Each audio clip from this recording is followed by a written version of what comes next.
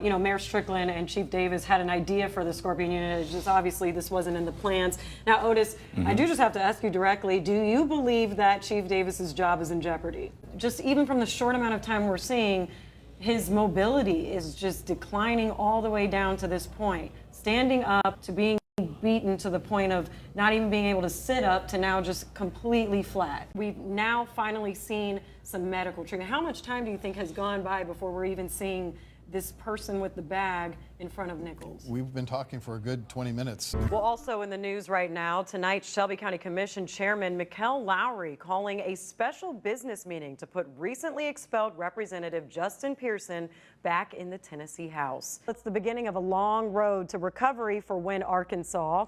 Mayor Jennifer Hobbs gave us an update a week after the city's first natural disaster under her leadership. You had to put a dollar amount on how much damage is in Wynne.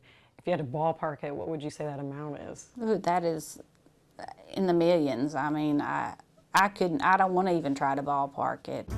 And news right now, Grizzlies star Ja Morant will not face charges in Colorado for his Instagram Live video over the weekend. Now, in that video, Morant shows what appears to be a gun while in a nightclub in Glendale. That's a suburb of Denver. You wouldn't believe that we went through that Arctic blast just a few weeks ago. Meteorologist Danielle Moss joins me now. We're both looking like a ray of sunshine with these gold tones. I love it. Yes. Embracing the true spring outside here. Now you can see the leprechaun there in green. Almost looks like a little Rudy. Oh, looks like you ran right across the street from Ronald Bond in all your green. Well, I think there's a height requirement. A height requirement to be a leprechaun, Rudy. Stay with us, everybody. Well, 3 Shelby County representatives, Parkinson, Gillespie, and Chairman White, made up half of the 6 votes against arming teachers. Now, after about an hour of a back-and-forth discussion, the majority of the House ended up in favor of Representative Ryan Williams' sponsored bill. Now, under the bill, any educator wanting to carry a concealed handgun would have to complete 40 hours of training with local law enforcement. Now, they'd also need to have a mental health evaluation, an FBI background check, and written permission from school directors and the principal. But how about this? If your child's teacher is carrying a gun, you wouldn't get to know anything about it. It would be kept confidential from parents, students, and fellow teachers. The bill's sponsor says he knows most teachers would opt out, but here's why he believes it could go a long way. The greatest value is we're able to put a sign out in front of the school that says there could be someone else in here, which we found out, some of us members found out, that deterrents are the greatest asset we have as it relates to preventing school shootings or any shooting at any place because of the places that weren't attacked last week. Now, Representative Antonio Parkinson from Memphis tweeted this from his House seat this morning. Quote, if more guns make us safer, we'd be the safest state in the country, which he quoted from Jason Sparks, who spoke on behalf of the Moms Demand Action Group opposing this legislation. Now, Sparks noted law enforcement officers train on average about 160 hours with weapons, self-defense, and use of force. Last week's tragedy might make people quick to think more guns is the answer, but more guns with less training is a recipe for disaster. For students, for school staff, and for law enforcement tasked with responding to a crisis where they don't know who is the good guy with the gun versus the bad guy, as Rep. McKenzie said, especially in a crisis situation. Now, Sparks brought up comparisons to a similar law in Texas where teachers are required to have 80 hours of training. Now, again, the bill passed 12-6 in the House and moves on to the state Senate. Richard. Michaela Miller gave birth to 3 healthy babies. The youngest is 2 and the oldest is 13. But after the 3rd pregnancy, her life was on the line. I had developed what they call post-preeclampsia, and I had retained a lot of fluid from that pregnancy, and they also labeled me as a diabetic. Which turned into an emergency surgery to drain the fluid from around her heart. And then months later, she found out she was pregnant again. I consulted with my doctor and made the appointment. I was right at 6 weeks.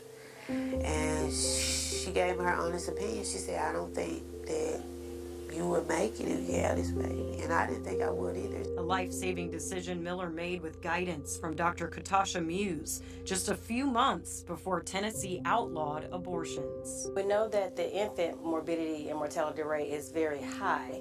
And for black women as well. And so pregnancy just adds on an additional risk for them. The Tennessee Department of Health's latest report shows Shelby County has the highest maternal mortality rate in Tennessee, averaging 135 deaths per 100,000 live births from 2017 to 2020.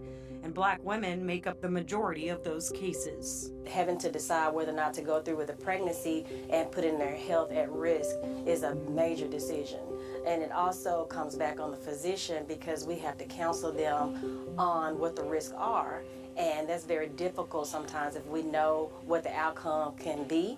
And especially if they've had, significant complications in the past from a prior pregnancy. Now in Tennessee, doctors could face a Class C felony for performing abortions. House lawmakers passed an exception of a mother's life in jeopardy as long as physicians use reasonable medical judgment. I-74, 23 days. My reason for a woman's life being in jeopardy, it may not be another person's reason. So then there's still that gray area where we could possibly get backlash from actually administering an abortion pill. Which in Miller's case saved her life. By me going through a traumatic experience, like right before that was passed, I just thought about what if I didn't have a say-so, whether I chose to live or die. Today, the Shelby County Election Commission removed the 5-year residency requirement from its website for now, as its attorneys asked a Chancery Court judge to make a final determination. Now, 2 Memphis mayoral candidates, Floyd Bonner and Van Turner, recently challenged the 5-year residency requirement in court after moving into Bluff city limits in recent months. This morning, the Election Commission's attorneys filed a motion to dismiss because the city of Memphis has declined to confirm whether a previous opinion is the official opinion of the city. It asked Chancery Court Judge Jode Jenkins to determine the issue. City of Memphis Chief Legal Officer Jennifer Sink hasn't said whether she agreed or disagreed with the opinion of former Election Commissioner Robert Myers. His opinion in recent weeks said the 5-year mayoral residency should remain in place based on previous precedent in the city's charter. Now, Sheriff Bonner's attorney, Robert Spence, responded with a statement saying, "Today was a victory for the people of Memphis. On May 1st, we expect the chancellor will issue an injunction making sure they never do it again." Now, we've reached out to the city for comment but haven't heard back, and the issue is expected to be addressed in Chancery Court April 19th, with a hearing on the lawsuit also scheduled for May 1st.